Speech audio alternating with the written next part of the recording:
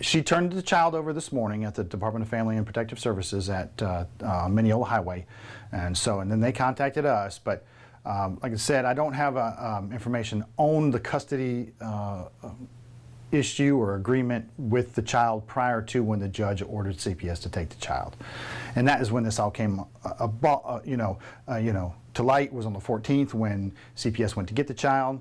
She left with the child, violating the judge's order, and then it was yesterday that the judge got enough evidence to issue an Amber Alert, and after that was issued, we got a lot of tips. We thank the media for putting that out.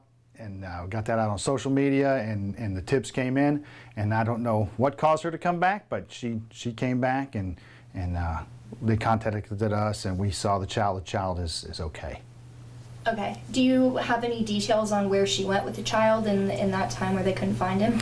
I know our officers talked to her, but I don't know how much she said, so I don't have that information right now. I don't think she went that far because it was, I guess, 3:30, 4 p.m. yesterday this all came out, and it was about 8:20 a.m. she came back, so I doubt she went that far, and we're glad about that. Yeah. And how often is it that a judge is going to issue an Amber Alert? Because I feel like that's something that maybe doesn't happen as often. No, I know we haven't done one in over a decade here at the police department, so it's of course ultimately up to a judge whether they sign one or not. All we do here is we get the report. We get notified that that has been ordered. We'll submit the information to then send to DPS, who does all the notifications and road signs and things like that. So it's a lot to mobilize when you do an Amber Alert. So a lot of times we get the kids before it happens, and a lot of times we solve them before we even need it. But this one, thankfully, it did its job, and it got her to bring the child to CPS where the child needs to be right now. So you think she brought the child out of public pressure, essentially? We're hoping that's what it was, and because we did get a lot of tips.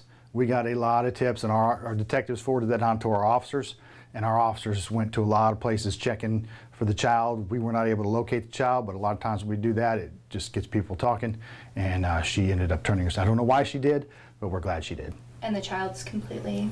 Child's fine, healthy, and in the custody of CPS. She had a warrant out of our agency on another charge, so we did arrest her on that warrant and book her into the Smith County Jail. What was that charge? It was a drug charge. It was a possession of controlled substance charge. Okay, and when was that issued? I don't have that information. I don't know. That's up to, I believe it came from a case that we were working, but I don't know the date it was issued. Okay. But she was arrested on that, and she's in the jail.